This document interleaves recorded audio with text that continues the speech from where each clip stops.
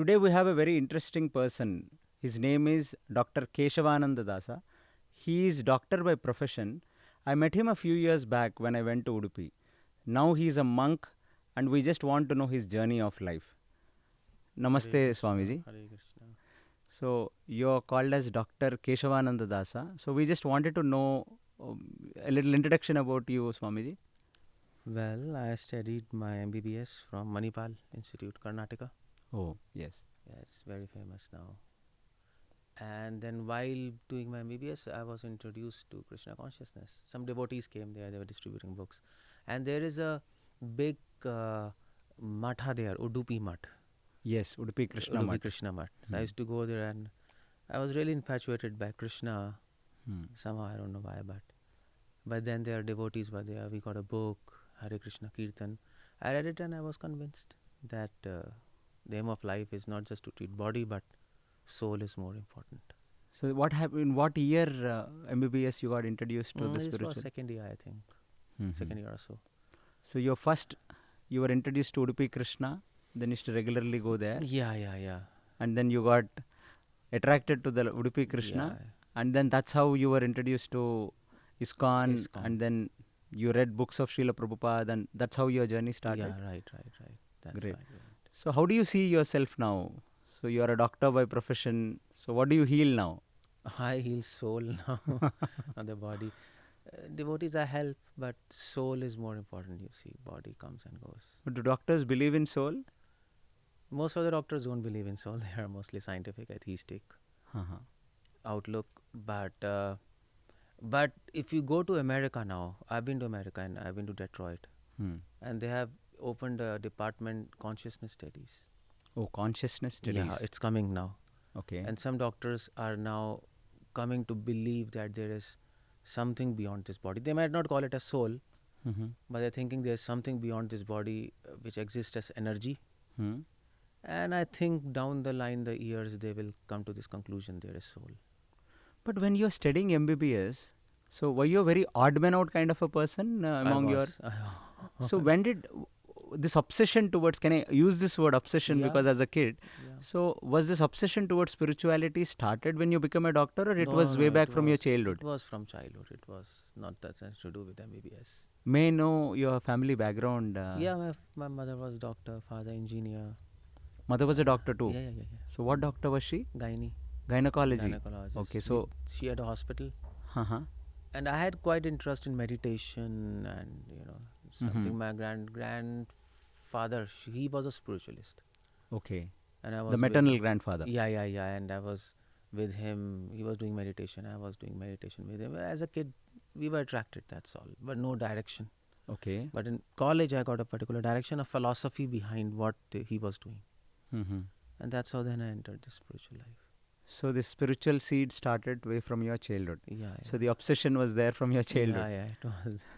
You choose MBBS because you were inspired by your mother? She was the source of inspiration Yeah, to in my become family, everybody's doctor. Mother, mama, and mommy, chacha, chachi, whole It's family. a family of doctors. Yeah. They're all healing bodies and you are you are Soul. healing soul. Soul. Good. Very good way of conveying things. So when you came to Manipal, you're from north and you first saw Manipal and then you went to Udupi Krishna. Yeah. So how did you feel south when you came from north? Yeah, very odd. Everywhere this coconut smell. Okay. Like food has coconut, hairs have coconut, Yeah. females have coconut, hair have coconut. It was horrible So experience. because you went to the coastal side of Yeah, it Karnataka, so was- naturally from there the coconut culture starts. Humidity, Okay. rains. Hmm. But one thing was good, that there was culture. Okay. In north, there is absolutely no culture. So Yeah. what different culture did you find in Culture, etiquettes, etiquettes? and Oh, great. mode of eating is very much culture. They eat. They don't. For North Indians, food is food, Hmm. but for them, food is something holy, and Okay. So I felt that. So you first saw in Udupi people eating in the banana leaf? Yeah. Banana leaves, praying, banana leaves, Hmm. something, doing that. Ah, that- Parisechana. Yeah, parisechana. hmm. It was quite a different culture we were exposed to. So you still remember the first time you visited Udupi to have food? Yeah. They serve free food there, no? Free food It there. was nice. So the entire culture of Krishna evolved because you came to Manipal for your Manipal, MBBS, yeah. and then you were introduced to Krishna. So when did your real quest for spirituality, in terms of seeking what is the real knowledge, started? Yeah, second year. Second year. Yeah. So what was your first attempt that you made when you wanted, okay, I want to go dive deep into the spirituality? Well, I got a book, one book table. Devotees were distributing, I think, on a book table, and they gave me a book, Teachings of Lord Chaitanya. Teachings of Lord They Chaitanya. have a book. Okay. It's quite a technical and difficult book. Okay. So Even, that was your first book that you took that. Even now, devotees don't dare to read it. Yes. So, but I read it. I don't know how much I understood. But at least there was a statement that the aim of life is to get free of birth, that disease, old age. Okay. And that hit me. Okay. And then the Supreme Lord is Krishna. By doing devotion to him, chanting Hare Krishna, you can escape. Okay, I thought this is it. So when you first read that, you said birth, death, old age and disease, Janma, Mrityu, Jara, Vyadhi. Yeah. You got convinced as a doctor that this spirituality can really give a solution Yeah, to that? because, we see death every day. We see birth every day. General people don't. Yes, no, ordinary people don't. Only doctors do that. Every day birth, every day death, Huh. every day disease, Yes. and every day old people. Old age, people come, old Yes, people with yes, chronic yes. disease. So we are exposed to all these four phenomena daily. Oh, so you're more connected to them than the normal people are connected. So we are more connected. I just want to go back a little to understand the psychology of a doctor. When was the first time you saw a dead body? Forensic. That was first year of MBBS. They do that first year, anatomy. dissection they do. How did you feel when you first saw a dead body? What was your... Well, nausea. Nausea, vomiting. It was horrifying. Many of my colleagues, we were standing and sir was speaking something, and we just heard two voices, thud, thud. We saw one girl went down, unconscious, Vomited. another went down. It was horrible, actually. Before seeing a live dead body in an anatomy class, when was the before incident that you remember seeing a dead body in your life? No, we didn't see dead body. No, who sees dead body? You see, I mean, his grandfather died. Huh. But that's not the same as what we see in Right. anatomy and forensic, no? Yes. It's like in anatomy forensic, it's trampled and it's a different kind of thing. So who sees dead body? As doctors, we see daily. Do doctors become insensitive dealing with people's problem day in, day out? For us, it's not a human, it's a specimen. Oh. Okay. We see like that. It's a body with a disease, that's all. It's like a machine which has got a little problem. That's all. You need to grease, oil it and fix it. Something like that. But so I just want to understand, because for me, I have met sannyasis, monks who are from a different, engineers. I've met even chartered accountants.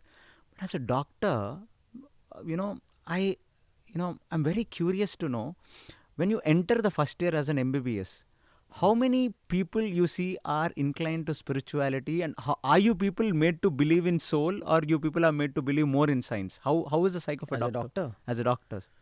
No, as a doctor, we are grilled to believe that there is no soul. You're grilled to believe that there is no soul? Yeah. Okay. And see, the point is, people who become doctor, most of them, they just go pass and come out. They don't go in the philosophy of medicine. Okay. It's a protocol. Oh, it's a protocol? Yeah, this is a disease, this is a medicine, this is a disease, this is a medicine. So, you will find in India many doctors believing in God. Yes. You will find they are like, God, believe in God, also temple and this and this. But that is because of their family background. That's nothing to do with the training in doctor. Okay. But it's their personal choice. There is a personal choice, yeah. And family affiliations, cultural background. Like that. But if you go to the West, they are really grilled to believe that there is no soul. Okay. The whole philosophy of science goes with medicine. In India, it's not like that. There's no philosophy of medicine which goes with medicine. That's a very good insight. Yeah. So, Swamiji, so America is according to you, which is the most medically developed nation? Europe. Europe is the most medically developed nation. Yeah. Okay. But I speak about the integrity of a doctor. When you really become a doctor, with what intention do you become a doctor? You really want to help society? Yeah, You really want to help? most of the people who, see, most of the students who want to become doctor, it's because it's a dream. Okay. We want to become doctor.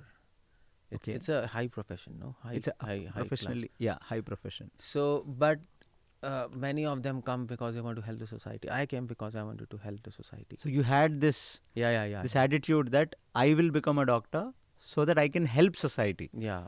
So from a moral standpoint, you wanted to do MBBS to help others. Yeah. So probably you would have become a doctor. You would have really helped poor people. You would have helped. Perhaps, yeah. And your mother also has a nursing home. Yeah, but the hospital. interesting point is you cannot help. No, but societal parameters, you can definitely help a disease. You can help, but not to much extent, because I started a charitable clinic. What is that? A charitable clinic. Okay. One no patient. Because they want us to charge, and then they think they'll get treated. Free medicine, they think it's bogus. Okay. Free doctor is a bogus. So it's a different dynamics. You want to help, but you can't help because people don't opt for. So psychology of people is that if you treat them free of cost, they think your treatment has something going wrong. Something going wrong. Yeah. And they neither believe in a free medicine. No. So that's the reason a medicine has to be costly to convince a patient that it's really working on. Yeah. Great. So I can infer like this, because you are a good human being. You really choose this profession to genuinely help people. And then that's what you then figured out, that helping people, it is only at the level of body, and you want to help people much deeper. Existence of soul. When does this ignite in your mind? Well, after reading Vedas and Gita. Bhagavad Gita is the... Bhagavad Gita is the main thing. Okay. When you shared this, I'm speaking all about your MBBS days. When you shared this with your fellow MBBS students, that there is something beyond body, what was their first reaction? They were laughing, that's all. So they think it's a sentimental Yeah, they make fun, They make fun of it. Yeah, most of them. Okay. So then later on, when you got convinced reading the book called Teachings of Lord Chaitanya, then how did your spiritual journey after that evolve, Swamiji? Now after that, I started chanting, going to Udupi temple. And then there were few other students who were practicing Krishna consciousness. Hare Krishna, they were chanting. I didn't know them. But then I came in contact with them because... And then we hired a room outside, a house outside, where we stayed. The hostel environment is not conducive. So we stayed all together. We were doing worship and all those things. And then that's all. And then afterwards we passed. I went to Delhi. I worked in AIIMS for 1 year. You worked in AIIMS Delhi for a year? Yeah, for a year. And Maulana Azad is a parallel. Maulana Azad Medical College. So there, and then I left. Okay. The profession. And when you decided that you will leave AIIMS Delhi, you will leave doctor as a profession, so what is the first thing that came in your mind? Why are you leaving this? Because people want to become a doctor and it is a very big hype in the Indian plethora. So when you really want to leave that, so what is the first thing that came into my mind, that what will you do after that? What will we do? We'll become a saint. We'll preach. That was my thing. We'll preach. We'll spread this message. That was the main thing. And then you become a doctor for the soul. Doctor for the soul. Yeah. Okay, great. So once you left your profession, then how did you progress and what did you do? I just I just went to Haridwar. Stayed there for 6 months, trying to figure out, how to proceed. Okay. And then I joined ISKCON. Okay. Yeah, at some temples here and there, some Noida, some here and there. We were just traveling, and that's all. And then after some time, my spiritual master, he asked me to actually devote myself for scientific preaching. Scientific preaching. Because I have a scientific background. Yes. So he said, present this spirituality scientifically. Okay. So then I stationed to read and research. So I stationed myself in Delhi, one of the center, And then I did my research. You did your research. Yeah, in this. research, and then after some years we were traveling to West, and I was preaching into scientists and colleges. Parallelly, I opened a farmhouse, a Varnashram community. In modern people parlance, it's called farmhouse. An organic farm. Organic community. farm with community. Gurukul. Oh, you run a Gurukul too. Yeah, and Goshala, and some boys who we are training in Vedas and Sanskrit. So which part of India is this But farm that's community? in Punjab, Punjab. near Patiala. Near Patiala. So it's how many acres of land? It is like now presently it is 6 acres. Okay. And we have there are farms, Goshala, Gurukul, temple setup. We don't have electricity. You don't have electricity? Yeah. We Oh. don't have, and mud houses, traditional. So living without an electricity is ease?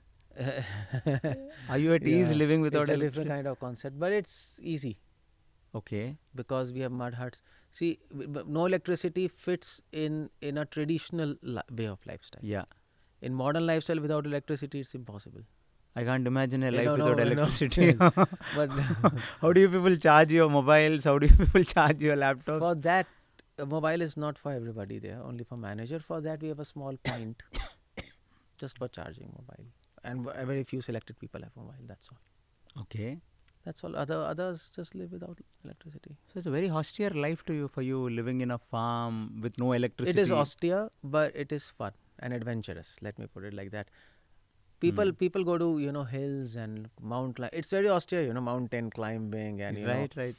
But it's just fun, adventurous. So I will not use the term austere. It's adventurous. It's adventurous to live in. Yeah. So how many people live with you in the ashram, Swamiji? It's like 40. 40 people. 40. And all are like monks or All are monks. practicing monks and Some are practicing, some are seniors, some are some are children, like that. and how many Gurukul students do you have?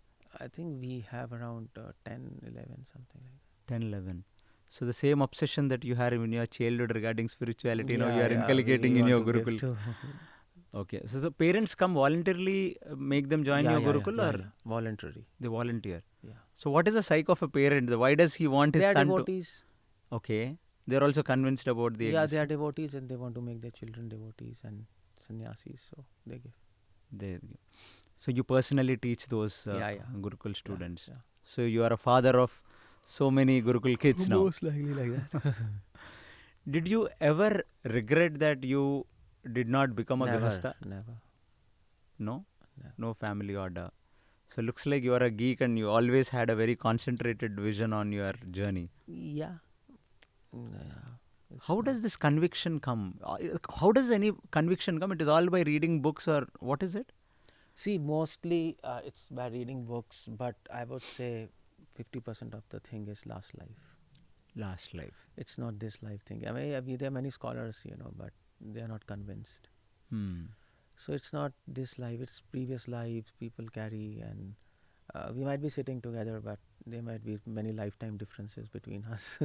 Or there might be some connections that, some lifetime differences between us. We are Okay. talking, we might talk the same philosophy, but one person might be 50 lives behind this another person, in terms of okay. realization.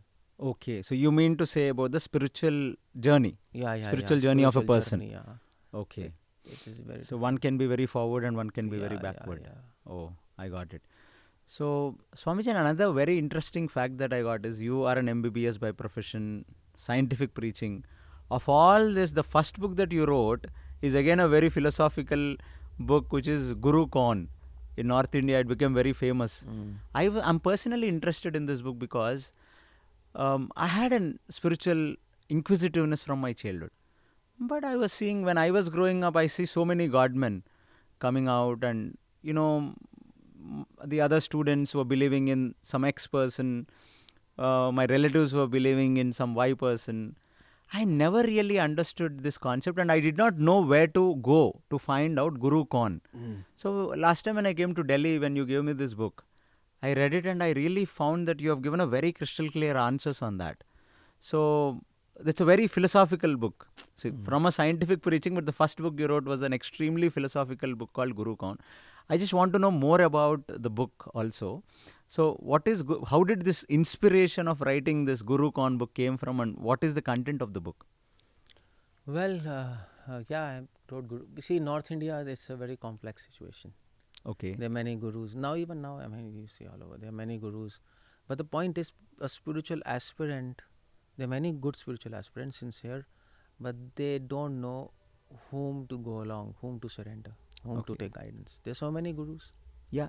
And what to do? So they need some kind of benchmark to know which guru is right and which guru is wrong, Yes. and which guru is bogus and which guru is true guru. There are many Yes. cheaters also. Yeah. So that's why I wrote this book, so that some kind of small kunji, you see, key. Otherwise you have to read scriptures and and then without guru you can't read scriptures. Yeah. So it's a chicken egg, without guru you can't read scriptures, without scriptures you can't identify guru. Yes. So we need a small booklet which can provide some guidelines to identify who is a true guru. And in that spirit I wrote that book. And it became very famous. Yeah, because everybody wants to know. Now I want to know who is a guru, because see, like you said, spiritual aspirants. So many people I see this generation, they are all spiritually inquisitive. But whomever they see in a social media getting popular, whomever they see reading quotations or holdings, we don't know. In our generation, I don't know how to choose my guru. So I want to know who is a guru and how do we identify him? Well, it's a big topic, but in a very short way, I can tell who is a guru. Guru is a person who what he speaks, he follows. Okay. And what he follows, he speaks. Okay. It is said that what he delivers on the pulpit, that he follows when he is out of the pulpit. Okay. You see, that's a guru. First thing. Okay. He is qualified to lead others. Okay, because he is living the life. He is living the life. Okay. And then the second thing is that guru, that person should be in a sampradaya. This is very important. Sampradaya. Sampradaya means, yeah. What is a Yeah, sampradaya? yeah. Sampradaya means a school of, just like you see school of thought. School of thought. Okay. Or if you go in the West, this is school of philosophy. Okay. School of philosophy. Yeah. So they have to be in a sampradaya where this sampradaya means that there's a tradition of philosophy coming in the chain, teacher and disciple and teacher, like that it comes. It's been passed down without breaking, without getting corrupted. Okay. Just like, for example, if you go to the West, there are Stoics. Yes. They have a school of thought. Okay. Or for example, they were like Plato's followers. Yes. Which is specifically called as Platonic philosophy. Yes. Yes. Isn't it? In India, if you come, there are 4 school of thoughts. Okay. That is Shri Sampradaya. Okay. What does Sri Sampradaya mean? Yeah, Shri Sampradaya means school of thought which started from Lakshmi. Okay. Lakshmi gave knowledge to her disciples, and then it continued like that. Okay. And then there is this Nimbark Sampradaya, Nimbarkacharya. Yes. He gave knowledge to his disciples, and it came. This is actually a Brahm Kumar Sampradaya. 4 Kumaras are there, Brahma's sons. Okay. They gave knowledge, and this was called as Kumara Sampradaya. So one is Shri Sampradaya coming from Lakshmi. One is Kumar Sampradaya. Kumar Sampradaya coming from Chatushkumaras. Yeah, Chatushkumar. So this school of thoughts really date back to that far? At least it is believed like that. I mean, to say we can't really, but we have historical records, like this Acharya before this Acharya, and we have the dates there. Oh, okay. And then we have Rudra Sampradaya. Rudra is coming from Shiva. Lord Shiva. Okay. And then we have Brahma Madhav Gaudiya Sampradaya, which comes from Brahmaji. So In that, I am in that Sampradaya. So you are a part of that 4th Sampradaya you mentioned, which is Brahma Madhav Gaudiya Sampradaya. Brahma Madhva Gaudiya Sampradaya. Okay. It's really very new information for me that we need to. But where do you find these references from? This is from Padma Puran. Okay. Padma Puran. If you go to any library and if you pick up a Padma Puran, you might not find this verse. Okay. But I did some research, and there are some publications from Calcutta. Okay. Where this verse is present. Okay. And that's also not required. Many of our acharyas, they quote this verse. Okay. All the school of thoughts, they quote this verse. So there are only 4 school of thoughts, is it? Yeah, 4 school of thoughts which are true and genuine. Okay. There are other school of thoughts which we believe, according to us, that's not a right philosophy. Okay. There are other school of thoughts like Mayavad, Advaita, Okay. Nyaya, Vaisheshika, Sankhya. They also have school of thoughts. Okay. But according to us, that's not the right philosophy. Okay. And this Padma Puran says only these 4 school of thoughts are genuine in this age. Oh. That's the reference. This is a very complex information, but though I have a doubt, so if I have to find a guru, then I need to ask him who is his guru. And then we need to find who is his guru. And if there is you said disciplic succession of this. So this all date backs to the people like Lakshmi and Brahma, Kumaras and Shiva, is it? This is how like that? Yeah. So the chain doesn't break when... Chain is not broken. Oh. I think it's only in India you have such a old... old tradition, yeah. In India you have. A Westerner will have a very tough time even accepting that it dates back to so many... Yeah. Many civilizations have collapsed, many, Yeah, we believe. I mean, the Westerners even don't believe that Ramayana happened or Mahabharata happened. For them, it's a mythology. It's a mythology. It's a myth. But then, if we go by that thinking, then everything is a mythology. Then whole thing collapses. So they call us as mythology, but they don't say Roman and Greek as mythology. Yeah, they don't say. That's a history for them. Yeah. Okay, such biased thing for. Yeah. So very good point, Swamiji, and very a person like me is very fascinated by this very information that there are only 4 school of sampradayas, and you should receive knowledge and you should identify a guru who belongs to that 4 school of sampradaya. I'm an IT person. I grew up in a modern environment, but when so nowadays we see a lot of people getting popular in social media. And people giving jnana, so-called knowledge, speaking on the social media. So, what is the first question that I should ask somebody if I really got attracted to somebody? What do you mean? Okay. What's the first question? The first question you should ask is, which school of thought are you from? That's all. It all boils down to the school of thought. Yeah. You have to, I mean, you see, you meet any person, just like your IT. So if I meet you, you might say I am IT. So the next question will be, from which college? College, yeah. Definitely. Which company? That's the obvious, Yes. question.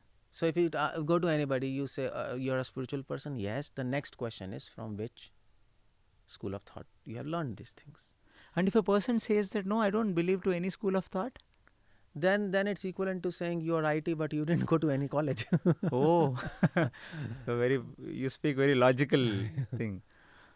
But if what happens, some person can be a self-realized person. He could have read Bhagavad Gita. He could have understood things as what Krishna said. And if he says, Krishna Mande Jagat Guru and Krishna is my Guru. If a person says, I'm IT and I read all the books, no company will hire him. Oh, you need to have a university degree. Yeah. Materially, this logic works, but spiritually also, does that work like that? Spiritually it works, because, you know why? Because scriptures themselves says that, was that verse? Yatha deve tatha guru. Okay. It says, Tasmad gurum prapadde jigyasu shreyottamam. Scriptures clearly say you must go to a guru, and only by his teachings and blessings, that's very important, your knowledge will become fruitful and you'll become self-realized. And that's mandatory.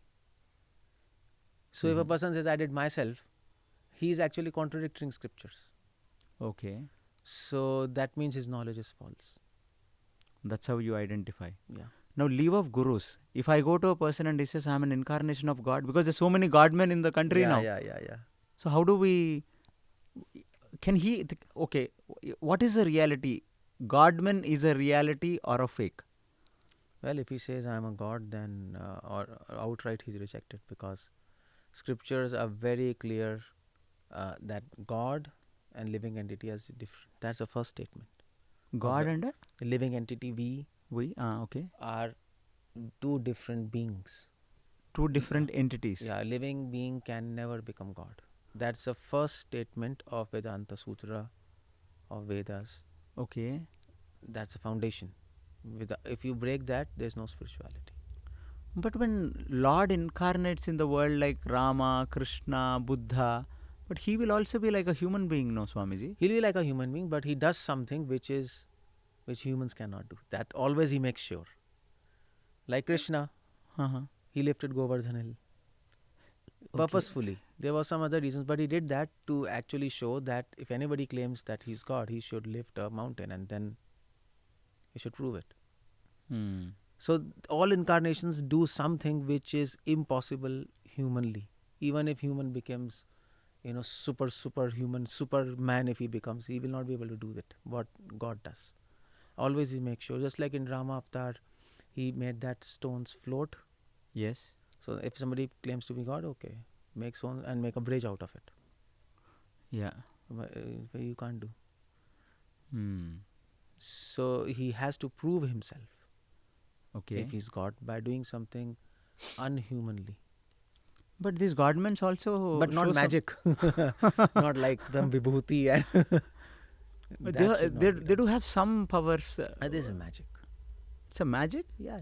It's not a power? Well, PC Sarkar, he went to America and Statue of Liberty, he just, in front of everybody, he disappeared. Oh. Yeah, disappeared. Like it was he made a train disappear. It was just moving. He was a magician. Okay, so a guru showing a miracles can be a magician, but he can't be a godman. He can't be a god. But how can so many people blindly believe that he's a god? Why does this trend in India? When did it start? No, and they don't believe that they're God. Nobody believes that they're God. If they would have believed that he's God, then they would have they don't believe that he's God. They believe that this person who is claiming to be God, he can fulfill their desires. That's all. But does he really fulfill their desires? Yeah, you can. By magic, by some siddhis, you can. Oh, so these godmen are these people who help people? Yeah, they do some yogic siddhis, and then they might or they will? They might. It's not necessary, but there are many people who practice tantra and then they can actually fulfill the desires of others. Okay. So when you entered this field of spirituality, I can't name it as a profession, but you have seen a lot of fake gurus and godmen. Have you come across them in your life? Yeah, many. Yeah. Okay. Many. So as soon as you look at them, would you be, Yeah, we can identify. Okay. It's easy. I mean, it's a businessman, as soon as he looks at the client, he can identify what type of person, whether should I do business or not. No, they're trained. Okay. Whether he can be a potential customer or not. So we can also see. But one thing, Swamiji, is spirituality in India is growing now. Like during my childhood, I used to see very few families had spirituality. But today spirituality is growing either because of social media or because of so much of stress in people's life. They really need some higher energy. So what is the suggestion you would want to give to these kind of people who are spiritual aspirants? Well, the suggestion is, please first choose the right guru. Okay. Otherwise, nothing is going to happen. Okay. So they should spend time in searching the right guru. If they want, they can read this book, Guru Kon. Okay. It's available on Amazon. Mm-hmm. They can order and take it. Or they have to do some homework. Okay. They can't just go blindly and listen to everybody and just make a hodgepodge out of it and follow something. Okay. That's my advice, And you would advise people to read Guru Kon and beware of the fake gurus and godmens. Yeah. Okay. Thank you so much for this show, Swamiji. So we really got a lot of inspiration from you, from a M.B.B.S. doctor to a scientific preaching to philosophically you have explained as Guru Kon. So I want to do another podcast with you where I want to understand who your guru is, what is your sampradaya, and what does it teach. So thank you very much for coming, Swami.